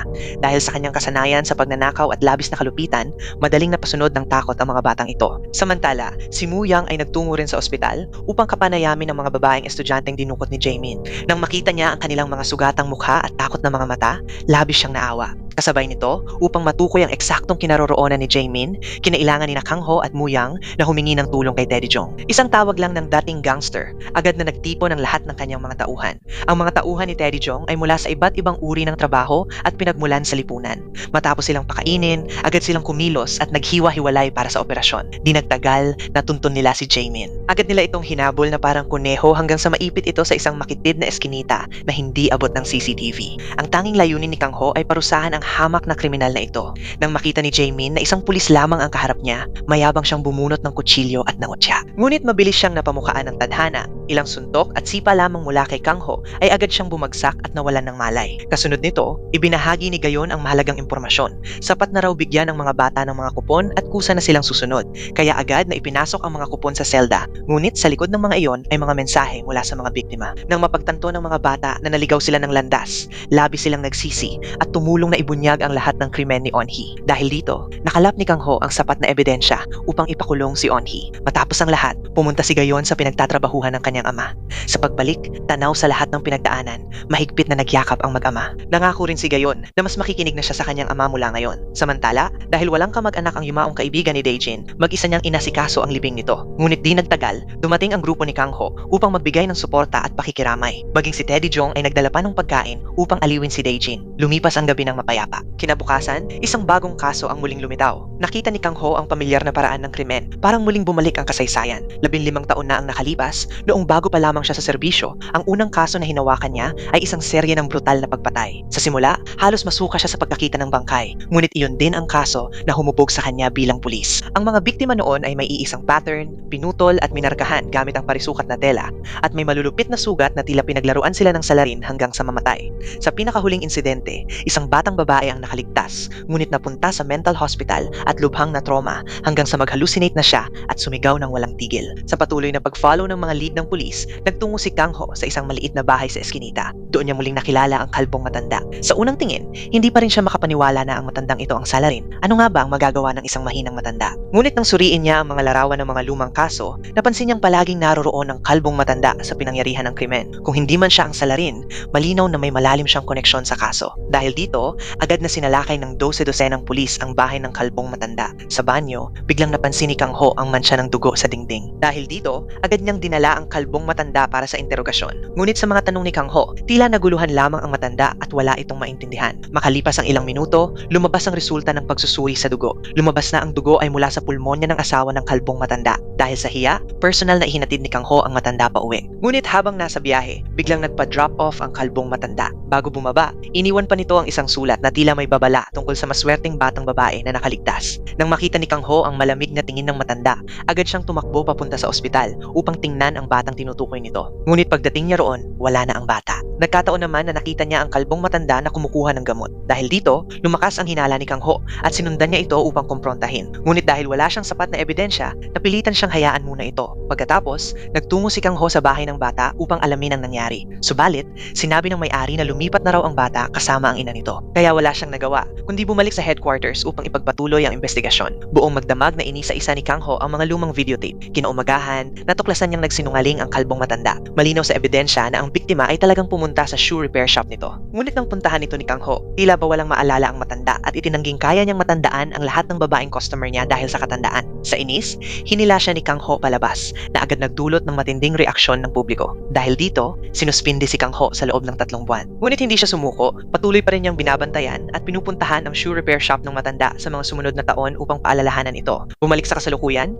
hindi pa rin naniniwala ang team leader kay Kang Ho at iniisip na imposible para sa isang matandang tulad ng kalbong lalaki na gumawa ng krimen. Ngunit bago pa matapos ang usapan, ipinatawag ang buong team upang salubungin ang bagong public security chief. Samantala, si Mu Yang ay pinagalitan dahil sa patuloy na pagbaba ng ratings ng kanilang programa at kinuha pa ng direktor ang pagkakataon niya at ibinigay sa iba. Dahil dito, halos mabaliw si Mu Yang sa galit. Upang maibsan ang inis, inimbita niya ang buong team na kumain ng pritong manok. Pagkatapos kumain, agad silang nagtungo sa lugar ng insidente para mag-interview. Ngunit naunahan sila ng karibal na grupo. May patakaran doon na isang grupo lang ang pwedeng pumasok, kaya gumawa si Mu Yang ng plano at umakyat sa bakod upang makapasok. Pagpasok niya, ginamit niya ang kanyang estilo ng pagreklamo sa pulis at kalaunan ay naglinis pa ng paligid para ma-impress ang mga janitor. Sa huli, may isang pumayag na magbigay ng interview kay Mu Yang. Ayon sa saksi, noong may delivery, malinaw na may tao sa loob at parang boses ito ng isang matandang lalaki. Ngunit kulang ang impormasyon kaya walang malinaw na lead si Mu Yang. Nagbigay rin ng opinyon ang kanyang mga kasamahan. Ang silid daw ay sealed at walang labasan, kaya paano nakapasok ang salarin? Sa huli, nagpasya ang grupo ni Mu Yang na bumalik sa lugar para imbestigahan nagtulungan muli, ngunit hindi nila alam na narinig ng kalaban ang kanilang plano. Samantala, si Banshok at Takwon ay pumunta kay Teddy Jong upang magpahinga at magpalipas ng oras. Bigla namang nagreklamo ang mga empleyado kay Takwon dahil ang skincare product na ibinenta niya ay nagdulot ng pantal at pamumula sa kanilang balat. Kinabukasan, nakipag-interview si Myuyang sa landlord. Ayon dito, matagal na raw niyang hindi nakikita ang kalbong matanda, kaya nagpasya siyang tingnan ito. Ngunit pagpasok niya, natagpuan niya itong nakahandusay at malamig na ang katawan sa sahig. Kasabay nito, nagsimula ring mag-report ang kalaban tungkol sa kasong iniimbestigahan ni Myuyang. Parang ninanakaw ang kanyang eksklusibong balita. Sa gabi, muling nagtungo si Kang Ho sa pinangyarihan ng krimen ng matanda. Ngunit napansin niyang may ibang taong pumasok. Akmang sasalubungin at paparusahan niya ang intruder. Ngunit biglang nagbukas ang ilaw at tumambad ang mukha ni Myuyang. Galit na galit si Kang Ho dahil sa palihim na pagpasok nito. Kaya agad niyang pinalabas ang grupo ni Myuyang. Nang mawala na ang sagabal, malaya nang sinuri ni Kang Ho ang buong silid. Kasabay nito, nakatanggap din si Myuyang ng isang kakaibang tawag. Sinabi ng kausap na siya raw ang salarin at nagpadala pa ng video bilang ebidensya kung saan pinahihirapan ang isang matandang babae. Sa kabilang banda, natuklasan din ni Kang Ho ang isang lihim na lagusan sa likod ng aparador, kaya agad niyang ipinatawag ang forensic team upang suriin ito. Makalipas ang ilang minuto, nakipagkita si Myuyang kay Takwon upang humingi ng tulong. Sa pag-review nila ng video na ipinadala ng salarin, napansin ni Takwon na kakaiba ang paraan ng pagtali sa mga kamay na tila kahawig ng ilang nakaraang kaso. Lumabas na ang pakay ng salarin sa pakikipag-ugnayan kay Myuyang ay upang pilitin siyang itigil ang investigasyon sa kaso. Kasabay nito, sa pagsusuri ng pulisya sa CCTV, natuklasan nilang may itim na maleta na kinaladkad ang salarin bago ang krimen. Dahil dito, pinangunahan ni Kang Ho ang paghahanap sa lugar kasama ang kanyang mga kasamahan. Sa lugar ng krimen, may isang lalaking tila pabigat na paulit-ulit na humaharang sa mga kilos ni Kang Ho. Nang tingnan niya ito, napagtanto ni Kang Ho na ito palang ampon na anak ng kalbong matanda. Di nagtagal, natagpuan din ni Daejin ang kahina-hinalang itim na maleta. Agad na nagtungo si Kang Ho sa bahay ng kalbong matanda. Ibinagsak niya ang kanyang pinakamahalagang pares ng sapatos sa harap ng matanda at sinabing linisin ito dahil isusuot niya iyon sa araw na ipapakulong niya ito. Kinabukasan, nakipag-ugnayan si Myuyang sa mga superior at sinabing may plano siyang gamitin bilang pain para mailabas ang salarin. Nang gabing iyon, lumabas siya sa telebisyon at naglabas ng mga mapanuksong teorya. Ngunit matapos maghintay ng matagal at walang natanggap na kontak mula sa salarin, humingi siya ng tulong kay Takwon. Pagkatapos ay inimbitahan naman niya si Banshok na sumali sa grupo na dahil sa matagal na exposure sa bangkay araw-araw, palaging mukhang parang multo ang itsura. Kasunod nito, kinausap din ni Myuyang ang grupo ni Teddy Jong upang tumulong sa operasyon. Kinabukasan, lumabas ang forensic result ng maleta, puro buhok lamang ito mula sa asawa ng kalbong matanda at wala ng ibang kahina-hinala. Dahil unti-unting nauuwi sa dead end ang mga lead, muling nagtungo si Kang Ho sa crime scene upang maghanap ng bagong ebidensya. Ngunit tila hindi siya malugod na tinanggap doon. Mabuti na lamang at sa tulong ng direksyon ni Daejin, natagpuan niya ang bahay ni Jung-ha, ang batang babae na nakaligtas 15 taon na ang nakalipas. Pagkakita kay Kang Ho, napaluha at nagalit ang ina ni Jung-ha. Bakit pa raw siya bumalik matapos ang maraming taon? Gayong matagal nang nagtago at naghirap ang kanilang pamilya. Sa kabila nito, sa pakiusap ni Kang Ho, pumayag ang ina na kausapin siya. Ngunit nang ipakita ni Kang Ho ang larawan ng kalbong matanda kay Jung-ha, bigla itong nag-collapse at napaiyak ng labis. Muling bumalik sa kanya ang bangungot ng nakaraan. Dahil dito, agad na pinalabas ng ina si Kang Ho at nakiusap na huwag na niyang guluhin pa si Jung-ha. Nakonsensya si Kang Ho, kaya nag-iwan na lamang siya ng kaunting pera bilang tulong bago umalis. Samantala, patuloy namang nagpapakitang gilas ang bagong public security chief sa kanyang mga tauhan, tulad ng isang opisyal na ini-enjoy lang ang promosyon habang sinisisi ang mga nasasakupan niya na lalong ikinainis ng mga pulis. Makalipas ito, bumalik si Kang Ho na may dalang makapal na file ng mga dokumento. Inutusan niya si Daejin na isa-isahin ang mga ito para makahanap ng bagong lead. Sa una ay ayaw pa sana ni Daejin, ngunit agad siyang nabuko ni Kang Ho. Ang dami raw niyang tawag sa girlfriend, kaya wala siyang kawala. Dahil dito, natawa ang lahat kay Daejin. Sa kabilang panig, nagpupulong naman ang grupo ni Myuyang. Sinabi ni Banshok na ang tornilyo na nakita sa crime scene ay malinaw na galing sa isang malaking pabrika. Ngunit dahil maraming ganoong pabrika sa lugar, ginamit ni Takwon ang kanyang kakayahan upang paliitin ang posibilidad at tukuyin ang salarin. Pagkatapos, nagtungo sina Myuyang at Teddy Jong sa pabrika para mag-imbestiga. Sa unang tingin, inakala ng may-ari na si Teddy Jong ay isang pulis kriminal, kaya nagkunwari rin si Myuyang upang makuha ang loob nito. Dahil dito, mabilis silang nakakuha ng impormasyon mula sa may-ari ng pabrika. Sa kanilang pag-uwi, hindi inaasahang napansin ni Myuyang at Teddy Jong ang isang pamilyar na buhol, ang parehong paraan na ginagamit ng killer. Ayon sa mga testimonya ng mga taong nakapaligid, ang may-ari ng ganitong buhol ay si Kitay. Si Kitay rin ang aircon repairman na nakilala ni Myuyang noon sa hindi inaasahan. Sa punong himpilan, may bagong natuklasang bakas si Kang Ho. Mula sa mga kuhang CCTV footage na nakuha niya, pinahiling niya sa technical team na linawin pa ang imahe. Kung magtagumpay ito, maaaring lumabas ang mukha ng salarin. Kasabay nito, sina Takwon at Banshok ay nagtungo rin sa bahay ng suspect. Mukha man silang matalino sa sa labas. Pero parang mga batang walang muwang ang mga kilos nila. Habang palihim silang sumisilip sa loob ng bahay, nagsimula silang maghanap ng ebidensya. Pero hindi inaasahan. Biglang lumitaw si Kitay sa harap nila. Nang makita ang mga nakapasok na intruder, parang naintindihan na niya agad ang lahat. Walang maraming salita, agad niyang isinara ang pinto at sinubukang patahimikin sina Takwon at Banshok. Nagmayabang pa si Banshok na parang special agent siya, pero isang suntok lang, namutla agad siya sa sakit. Nakita iyon ni Takwon, kaya dali-dali siyang umupo at itinaas ang kamay bilang pagsuko. Matapos silang kontrolin, naglabas si Kitay ng kutsilyo at balak silang patayin. Sa sobrang takot, nanginginig sina Takwon at Banshok. Buti na lang at dumating agad ang mga tauhan ni Teddy Jong. Pero hindi ordinaryong tao si Kitay. Mabilis niyang napabagsak ang dalawa sa mga sumaklolo at naging delikado ang sitwasyon. Buti na lang, dumating si Teddy Jong. Dahil pinagtangkaan ng kanyang mga tauhan, tuluyan siyang nagalit. Sa isang iglap, napasa kamay niya si Kitay. Pero lumabas na baliw talaga si Kitay. Sobrang baluktot din ng kanyang pag-iisip. Sinabi niyang ang pagpatay sa matatanda ay katarungan ng langit dahil wala na raw silbi ang matatanda sa lipunan. Sa narinig na iyon, nag-init ang ulo ni Teddy Jong at muntik na siyang manakit pero pinigilan siya ni Muyang. Ayon sa mga nasabi ni Kitay, may dalawa pa silang kasabwat. Kasabay nito, natapos na rin ng technical team ang paglilinaw ng video ng salarin. Nang makita ito, agad nakilala ni Kang Ho ang taong nasa footage. Makalipas ang ilang sandali, idineklarang patay na si Jung-ha. Paulit-ulit na umiiyak sa sakit ang kanyang ina. Matagal nang nakatakas ang pamilya ni Jung-ha sa hirap. Pero mula nang dumating si Kang Ho, nauwi sa trahedya ang sinapit ni Jung-ha. Lumalabas na noong lumabas sandali ang ina ni Jung-ha. Dumating ang lalaking may nakakatakot na mukha. Narinig ni Jung-ha ang ingay, kaya inakala niyang bumalik na ang kanyang ina. Kaya dahan-dahan niyang binuksan ang pinto. Pero sa labas, isang nakakatakot na figura ang naghihintay. Marahas nitong binasag ang bintana at pumasok. Pagkatapos, isinilid niya si Jung-ha sa sako at isinakay sa kotse. Sa loob ng sasakyan, unti-unting lumitaw ang mukha ng kalbong matanda. Sa pinangyarihan, nakita rin ni Kang Ho ang kalbong matanda. Hinabol niya ito agad pero nawala ito sa kanyang paningin. Gayunpaman, natunton ni Daijin ang lokasyon ng suspek. May ginagawa ang salarin sa isang lugar sa labas ng lungsod. Dali-daling sumakay sina Daijin at Kang Ho at hinabol ito. Pagdating nila, nakita nilang sinusubukan itong sirain ang ebidensya. Galit na sinipa ito ni Daijin at napabagsak ang salarin. Pagkatapos, dinala ni Kang Ho ang ebidensya para sa forensic testing at lumabas na ang dugo roon ay kay Jung-ha. Samantala, sa kabilang panig, ikinulong ng grupo ni Muyang si Kitay sa bangko. Kahit anong presyon at interogasyon, hindi siya natatakot. Wala silang nagawa, kaya ipinasok na lamang siya ni Muyang sa isang sako at dinala sa presinto.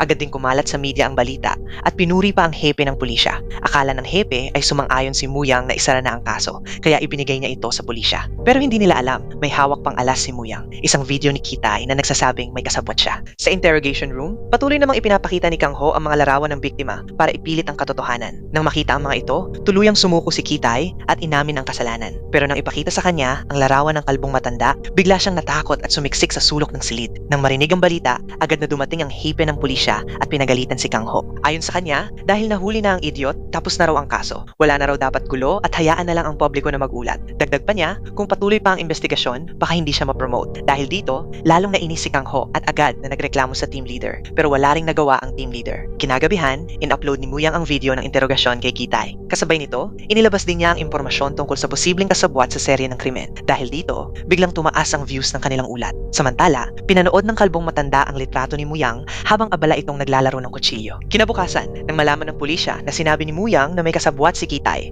agad silang tumawag at nagbanta pang kakasuhan ang kumpanya ni Muyang na Smumper. Wala nang nagawa ang boss niya, kaya ipinasa na lang sa kanya ang responsibilidad. Sa panahong iyon, ipinaalam din ni Daijin kay Kang Ho ang tungkol sa posibleng kasabwat. Sa kabilang banda, bumisita si Muyang sa nursing home kung nasaan ang kalbong matanda at ang kanyang asawa. Wala pa rin kamalay-malay si Muyang sa panganib, kaya kalmado lang siya. Dahil sa mahusay na pag-arte ng mag-asawa, naniwala agad si Muyang sa kanila. Kinagabihan, pinuntahan ni Muyang si Teddy Jong para hanapin si Kang Ho. Doon, abala si Kang Ho sa pag-iimbestiga kung sino ang posibleng kasabwat. Habang pinapanood ang video ng interogasyon kay Kitay, ibinahagi rin ni Kang Ho ang kanyang mga hinala tungkol sa kalbong matanda. Nang marinig ito, nataranta si Muyang dahil kakakausap lang niya sa matanda. Kinabukasan, bumisita sina Kang Ho at Takwon kay Kitay sa kulungan. Dahil sa takot at panghihinayang na baka makalaya siya ng maaga, unti-unting nabasag si Kitay at nagbigay ng mahalagang impormasyon. Ayon sa kanya, ilang taon na ang nakalipas. Napansin niya na gabi-gabi ay may kakaibang tunog mula sa isang abandonadong pabrika. Nang puntahan niya ito, nakita niya si Jung-ha na pinipilit na patayin ang sarili niyang kaibigan. Nasa tabi nito ang kalbong matanda na may hawak na cutter. Doon, bigla na lang tumawa ng baliw si Kitay at bumalik sa selda. Samantala, gumawa rin ng sariling teorya si Banshok. Bakit raw nagdala ng malaking maleta ang salarin sa pinangyarihan ng krimen? Posible bang laman nito ang asawa ng kalbong matanda? Hindi nagtagal, nagtipon ng grupo sa napagkasundo ang lugar at hinati-hati ang paligid ng pabrika para maghanap. Kinagabihan, nakarinig nga si Kang Ho ng kakaibang ingay. Sinundan niya ito at pinutol ang kandado para pumasok, pero bigla siyang pinukpok at nawalan ng malay. Sa panahong iyon, napagdugtong din ni Myuyang ang ebidensya na ang telang madalas gamitin ng asawa ng kalbong matanda ay kahawig ng mga piraso ng tela na natagpuan sa mga biktima. Samantala, nakatali si Kang Ho sa isang upuan. Unti-unti nang lumilitaw ang totoong salarin, ang tila walang kasalanang matandang babae. Ang matandang babae ay asawa ng kalbong matanda. Nakangiti siyang nagwagi habang nakikita niyang kontrolado na si Kang Ho. Pagkatapos, inamin niya na noon. Inutusan niya ang kalbong matanda na ihulog ang cutter at pinapili si Jung Ha. Dalawang pagpipilian, patayin ni Jung Ha ang kaibigan niya o siya mismo ang papatayin ng kalbong matanda.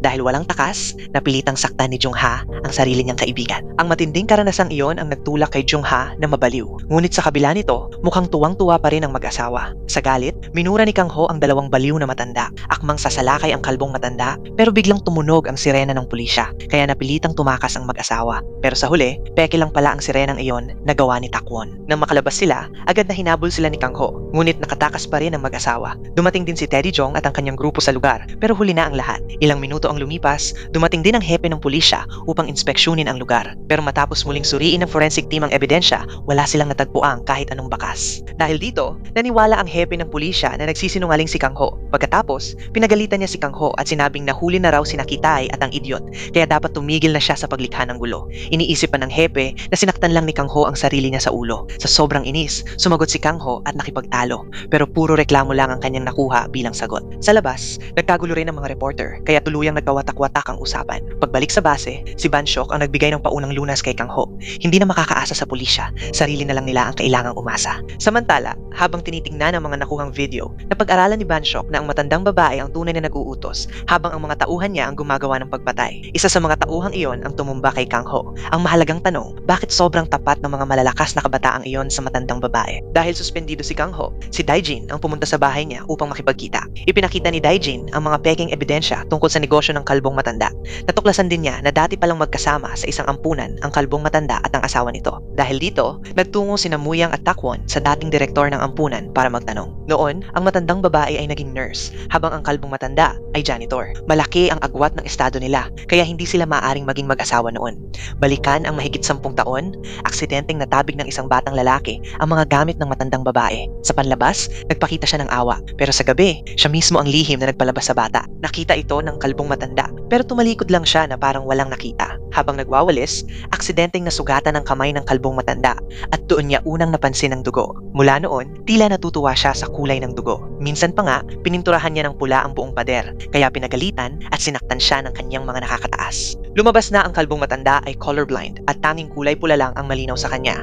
Ngunit isang araw, biglang nawala ang direktor. Dahil doon, naputol ang tulong at unti-unting bumagsak ang ampunan hanggang sa tuluyan itong nagsara. Pagkarinig nito, agad dinala ni Myuyang ang impormasyon pabalik sa base. Ayon sa hinuha ni Takwon, na brainwash ang kalbong matanda ng matandang babae. Ginamit niya ito para hikayatin ang kalbong matanda na paulit-ulit na saksakin ng direktor gamit ang cutter. Bawat patak ng matingkad na pulang dugo ay nagdudulot ng kakaibang kasiyahan sa kanya. Mula noon, naging sunod-sunuran na ang kalbong matanda hanggat maaari niyang paglaruan ang biktima hanggang sa mamatay. Bigla namang nakatanggap si Kang Ho ng video. Ipinapakita rito ang sunod-sunod na pagpatay sa mga bihag. Sa pagtingin ni Banshok sa video sa telepono, bigla niyang nakilala ang lugar. Napuntahan na niya ito noon bilang doktor. Isang abandonadong ampunan pala iyon. Posibleng doon nagtatago ang kalbong matanda at ang kanyang asawa. Kaya agad, nagtungo ang grupo sa ampunan. Pagdating doon, naghati sila para maghanap. Ayaw ni Kang Ho na mapahamak sina Myuyang at Takwon, kaya pinapaghintay niya ang dalawa sa labas habang hinihintay ang backup ng pulis. Si Kang Ho ay pumasok mag-isa, habang sina Banshok at Teddy Jong ay umakyat sa burol para mag-check. Biglang nahulog si Teddy Jong sa isang hukay. Si Banshok, kakatali lang ng sintas ng sapatos, ay tumingala ng hindi alam ang nangyayari, at siya rin ay nahulog sa hukay.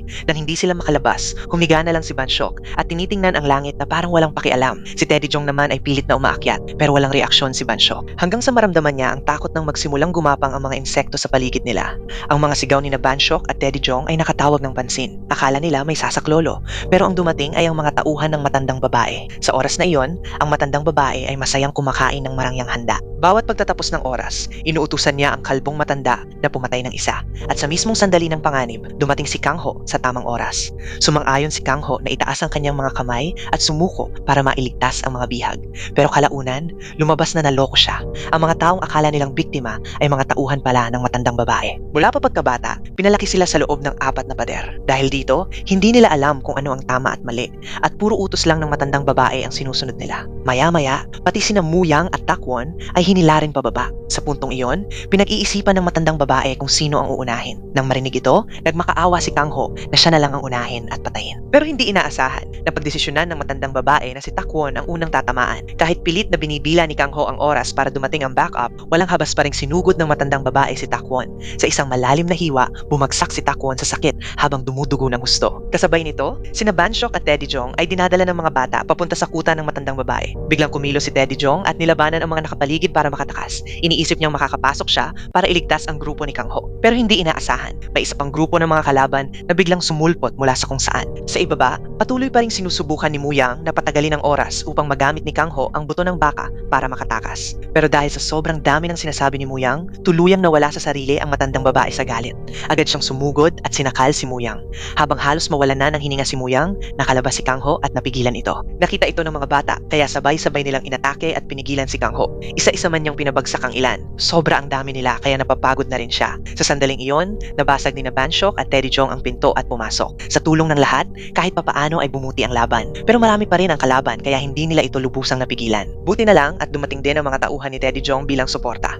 Ngunit bago pa man sila makapaghigpit ng hininga, may isa pang grupo ang biglang sumugod mula sa kabilang direksyon. Dahil dito, nakahanap ng pagkakataon ng matandang babae at tumakas papunta sa kagubatan. Nang makita niyang nasyahan na siya sa kaguluhan, inutusan niya ang kalbong matanda na tapusin na ang lahat. Pero mukhang nagdalawang isip ang kalbong matanda at hindi niya ito nagawa. Dahil dito, walang habas siyang sinugatan ng matandang babae gamit ang kutsilyo. Pagkatapos, parang balak pa nitong kitilin ang sariling buhay. Buti na lang at mabilis na dumating si Kang Ho at naagaw ang kutsilyo mula sa kanya. Sinamantala rin ni Muyang ang pagkakataon at pinabagsak ang matandang babae bago pa ito makagawa ng mas malala. Ayaw ni Muyang na makaligtas ng mapayapa ang mag-asawang iyon. Hindi nagtagal, dumating na ang pulis. Paglabas ng grupo ni Kang Ho mula sa dilim, mukhang napaka-cool nila pero agad din silang nagulat dahil sa isang aso. Medyo nakakahiya pero sa huli, mga bayani pa rin sila. Sa wakas, nahuli na ang tunay na salarin ng serye ng krimen. Nagulat din ang media at binati ang pulisya. Sa buong headquarters, palakpakan para kay Kang Ho. Dahil kay Kang Ho, naging proud ang buong team. Sa puntong iyon, tuluyang sinuspinde ng permanente sa serbisyo ang hepe ng pulisya dahil sa maling paghuhusga at sa pagpigil kay Kang Ho na lutasin ang kaso at iligtas ang mga tao. Pagkatapos ng lahat, nagtipon ng grupo sa bahay ni Teddy Jong para magdiwang. Masayang binalikan ang kanilang mga pinagdaanan. Pero hindi rin nagtagal ang kasiyahan. Nakatanggap si Kang Ho ng bagong kaso ng serye ng krimen. Kaya muli, ang Mad Dog Squad ay tumakbo para habulin ang mga kriminal. At dito, nagtatapos ang pelikula. Maraming salamat sa panonood. Hanggang sa muli, paalam.